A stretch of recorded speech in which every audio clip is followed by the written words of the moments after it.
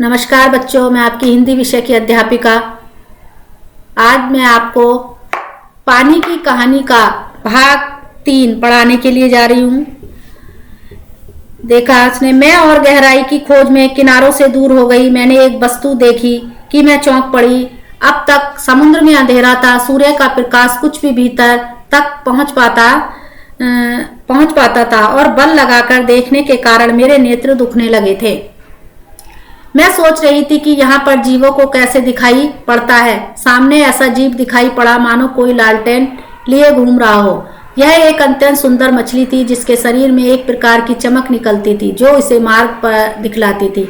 इसका प्रकाश देखकर कितनी छोटी छोटी अनजान मछलियां उनके पास आ जाती हैं और जब भूखी होती हैं तो पेट भर उनका भोजन करती हैं। तो पिछले भाग 2 में हमने क्या था, बूंद जो थी वो सब समुद्र में पहुंच गई थी। जब वहां का ये अपना वृतांत सुना रही है कि क्या हुआ, मैं और गहराई में जाने के कारण किनारों को भूल गई, मतलब दूर हो गई, मतलब किनारे उससे बहुत दूर हो गए। मैंने अंदर समुद्र के अंदर एक वस्तु देखी तो मैं चौंक पड़ी। उस समुद्र में क्या था, अंधेरा था। सूर्य का जो प्रकाश था वो भी, सूर्य की जो उजाला था वो भी उस तक नहीं पहुंच पा रहा था। और बल लगाकर, मतलब जब कोई चीज दिखाई नहीं दे रही थी तो वो आंखों पर जोर देकर जो थी देख रही थी, जिससे उसकी आंखें जो थी दुख रही थी। वो सोच रही थी बूंद की यहाँ के जीवों, मतलब जहाँ जो समुद्र के अंदर जो जीव हैं उन लोग को कैसे दिखाई पड़ता है। तो उन्हें ऐसे, वो तो ऐसे चल रहे हैं जैसे कोई उन्हें लालटेन से जो है लालटेन लेकर घूम रहा हो, यानी उन्हें कोई उजेला दिखा रहा हो, प्रकाश दिखा रहा हो। एक अत्यंत, वहां उन्होंने क्या करा, एक बहुत सुंदर मछली से देखी जिसकी शरीर में से चमक निकल रही थी जो उसे जो थी रास्ता दिखा रही थी। इस प्रकाश को देखकर छोटी अनजान मछलियां उसके पास, जब वो प्रकाश दिखाती थी तो छोटी छोटी मछलियां जो हैं बड़ी मछली के पास हो जाती थी। यह सब भूखी होती थी तो पेट भर उनका भोजन करती थी। विचित्र है, जब मैं और नीचे समुद्र की गहरी तह में पहुंची तो देखा वहां भी जंगल है। छोटे ठिंगने मोटे पत्ते वाले पेड़ बहुयात से उगे हुए थे। वहां पर पहाड़ियां, घाटियां हैं। इन घाटियों की गुफाओं में नाना प्रकार के जीव रहते हैं जो निपट, अंधे और महा आलसी हैं।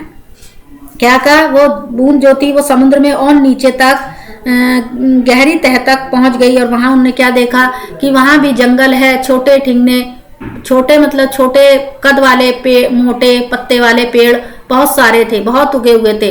वहां पर पहाड़ियां और घाटियां भी थी। इन पहाड़ियों की गुफाओं में बहुत नाना प्रकार के, मतलब बहुत से प्रकार के जीव भी रहते थे जो क्या थे, अंधे थे और महा आलसी थे, मतलब आलस करते थे। यह सब देखने में मुझे कई वर्ष लगे।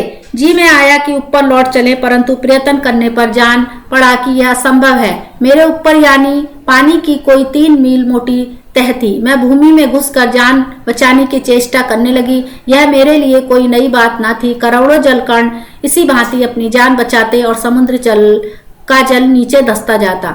ये कह रहे हैं यह सब देखने में मुझे कई वर्ष लग गए। जी में आया कि मैं अब ऊपर लौट जाऊं, परंतु बहुत मैंने कोशिश की पर असंभव थी।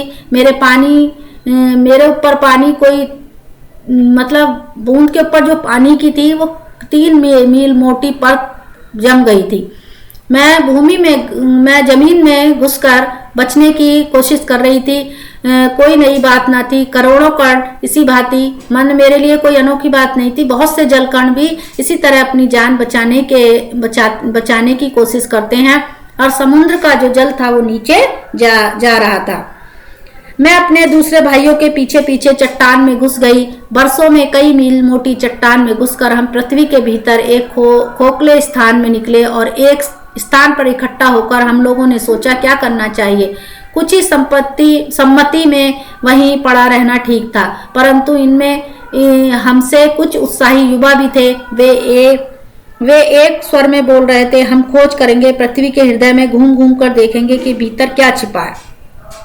मेरी तरह जो मेरे दूसरे भाई थे वो भी पीछे जो चट्टानों में घुस गए थे।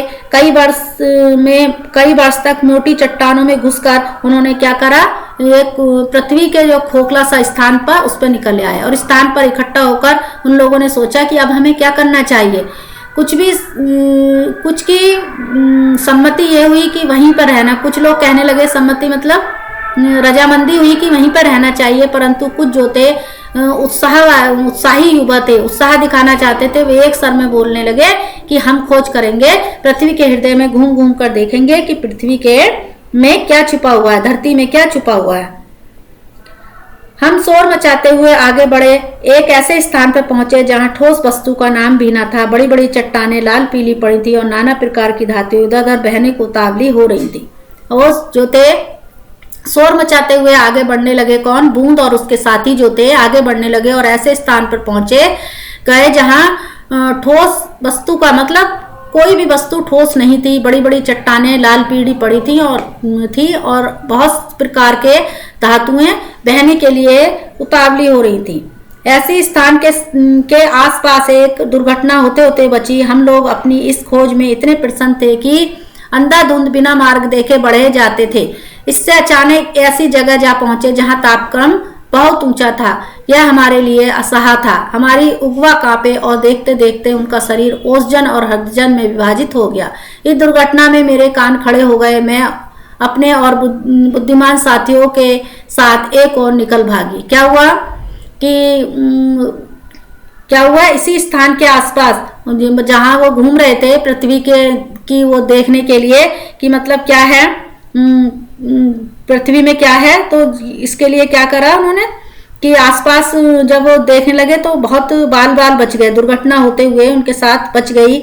हम लोग अपनी मतलब वो खोज कर रहे थे जो उसमें इतने खुश हो रहे थे कि बिना देखे अंधाधुंध मतलब बिना देखे मार्ग में रास्ते में बढ़ते जा रहे थे और अचानक कहाँ पहुंच गए? ऐसी जगह पहुंच गए जहां तापमान बहुत कम हो गया, यानी बहुत ज्यादा ठंड हो गई। असहाय मतलब असहन, बिना ना सहन करने वाली।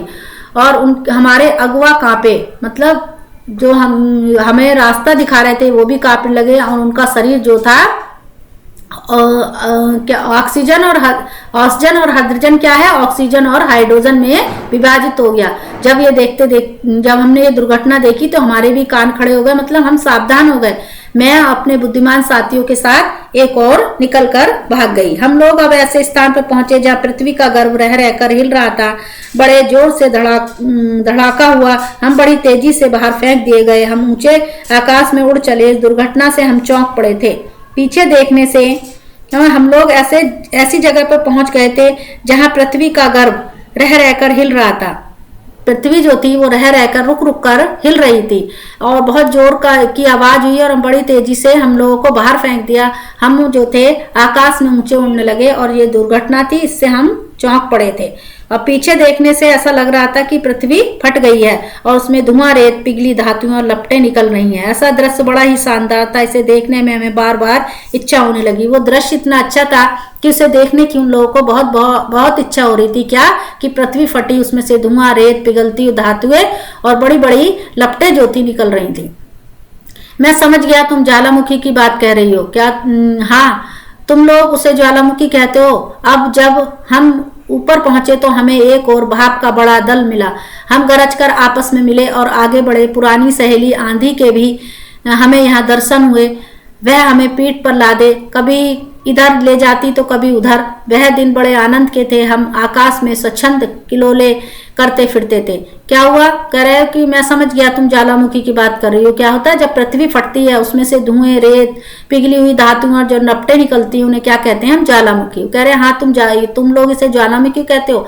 हम जब वो लोग ऊपर पहुंचे तो उन्हें भाप का दल टुकड़ी मिली और वो गरज कर आपस में मिले और आगे बढ़ने लगे। उनकी पुरानी जो सहेली थी आंधी, वो भी यहाँ उन्हें दिखाई दी और वो आंधी जो थी उन्हें अपनी पीठ पर बैठाकर उधर उधर ले जाती। तो वे बड़े आनंद के थे। वो दिन जो थे बहुत आनंद के थे और हम आकाश में स्वच्छंद माने स्वतंत्र होकर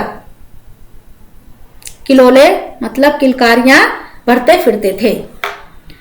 बहुत से भाप जल कणों में मिलने के कारण हम भारी हो चले और नीचे झुक गए और एक दिन बूंद बनकर नीचे कूद पड़े। मैं पहाड़ पर गिरी और अपने साथियों के साथ मैली कुचैली होकर एक ओर बह चली। पहाड़ों में एक पत्थर से दूसरे पत्थर पर कूदने और किलकारी मारने में जो आनंद आया वह भूला नहीं जा सकता है। ये कह रही है बहुत से भागकड़ों में मिलने के कारण क्या हो गया, और भारी हो गए और नीचे झुक गए। एक दिन बूंद बनकर हम नीचे कूद पड़े, यानी वो अब बूंद बन गई।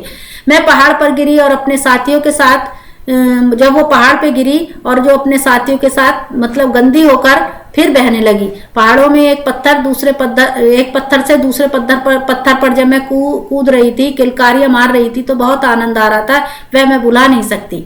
हम एक बार बड़ी ऊंची शिखर पर से कूदे और नीचे एक चट्टान पर गिरे। बेचारा पत्थर हमारे प्रहार से टूटकर खंड खंड हो गया। यह जो तुम इतनी रेत देखते हो, पत्थरों को चबा चबा कर हम ही बनाते हैं। इस समय हम मौत से आते, जो कठोर से कठोर वस्तु हमारा प्रहार सहन नहीं कर सकती। क्या हुआ, हम बहुत ऊंची चट्टान पे से नीचे कूदे, और जब मतलब ऊंची पहाड़ियों पे से जब हम नीचे चट्टान पर कूदे, तो क्या हुआ, बेचारा पत्थर हमारे प्रहार से, मतलब हमारा जो प्रहार था उससे टूटकर खंड खंड मतलब टुकड़े टुकड़े हो गया। यह इतनी जो तुम लोग रेत देख रहे हो, ये हम पत्थरों को चबाते हैं तब ये बनती है। जिस समय हम मौज में यानी मस्ती में आते हैं, तो कठोर से कठोर वस्तु भी हमारा प्रहार नहीं सहन कर, मतलब हमारी चोट जो है वो नहीं सहन कर सकती। अपने विजयों से उन्मत्त होकर हम लोग इधर उधर बिखर गए। मेरी इच्छा बहुत दिनों से समतल भूमि देखने की थी, इसलिए मैं एक छोटी धारा में मिल गई। सरिता के वे दिवस बड़े मजे के थे। हम कभी भूमि को काटते, कभी पेड़ों को खोखला कर उन्हें गिरा देते। बहते बहते मैं एक दिन एक नगर के पास पहुंची। मैंने देखा कि नदी के तट पर एक ऊंची मीनार में से कुछ काली काली हवा निकल रही है। मैं उत्सुक होकर उसे देखने को क्या बढ़ी कि अपने हाथों दुर्भाग्य को न्योता दिया। जो ही मैं उसके पास पहुंची, अपने और साथियों के साथ एक मोटे नल में खींच ली गई। कई दिनों तक मैं नल में घूमती फिरी। मैं प्रति क्षण उसमें से निकल भागने की चेष्टा में लगी रहती। भाग्य मेरे साथ था। बस एक दिन क्या हुआ, अपनी विजयों को उन्मत्त होकर वो जो थे इधर उधर बिखर गए। मेरी इच्छा क्या हुई, बहुत दिनों तक मेरे मन में ये इच्छा होती रही कि मैं समतल भूमि को देखूं। इसीलिए मैं छोटी धारा में मिल गई। एक छोटी सी जो धारा थी उसमें बह गई। सरिता माने यहाँ नदी के वे दिन बड़े मजे के थे, जब भूमि को काटते हुए, पेड़ों को खोखला करते हुए उन्हें गिरा देते थे। बहते बहते एक दिन एक शहर में पहुंच गई। मैंने देखा कि नदी के किनारे पर ऊंची मीनारें में कुछ काली मतलब मीनारें, चिमनियां जो जिसे हम कहते हैं ऊंची मीनारें, ऊंची ऊंची बिल्डिंगों में से कुछ काली काली हवा निकल रही है, यानी धुआं निकल रहा है। मैं उत्सुक होकर देखने के लिए बढ़ी, तो अपने हाथों दुर्भाग्य को, मतलब जो मैं आगे बढ़ी तो अपने हाथ दुर्भाग्य माने बुरे भाग्य को न्योता दिया। जैसे ही मैं उसके पास पहुंची और साथियों के साथ एक मोटे नल में खींच ली गई। जैसे ही वहां पहुंची, मुझे नल में खींच लिया गया। कई दिनों तक मैं नल में ही घूमती रही। मैं प्रति क्षण, मतलब प्रत्येक क्षण उसमें से क्या हो, भागने की कोशिश में लगी रहती। भाग्य मेरे साथ था, भाग्य मेरा साथ दे रहा था। बस एक दिन क्या हुआ, रात के समय मैं ऐसे स्थान पर पहुंची जहां नल टूटा हुआ था। मैं तुरंत उसमें से होकर निकल भागी और पृथ्वी में समा गई। अंदर ही अंदर घूमते घूमते इस बेर के पेड़ पर पास पहुंची। क्या हुआ, रात के समय क्या हुआ, वह ऐसे स्थान पर पहुंची जहां नल टूटा हुआ था। मैं उसमें से तुरंत टूटे हुए नल में से निकलकर पृथ्वी में समा गई और अंदर अंदर घूमते हुए मैं क्या हुआ, बेड़ के पेड़ के पास पहुंची। वह रुकी, सूर्य निकल आए। बस मैंने कहा, हाँ मैं अब तुम्हारे पास नहीं ठहर सकती। सूर्य निकल आए हैं, तुम मुझे रोक कर नहीं रख सकते। वह ओस की बूंद धीरे धीरे घटी और आंखों में उजल हो गई। क्या हुआ, वो कह रही है कि मैं इस तरीके से उसने बेर के पेड़ से जो आदमी के हाथ पर गिरी थी, या पूरा अपना सफर बता रही है कि मैं किस तरीके से होती हुई इस बेर के पेड़ के पास आई थी। तो वो रुकी और सूर्य जो था निकल आया था, मतलब धूप निकल आई थी।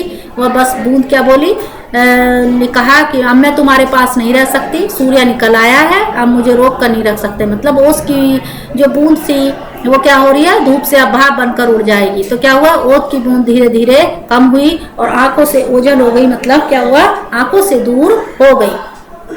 धन्यवाद।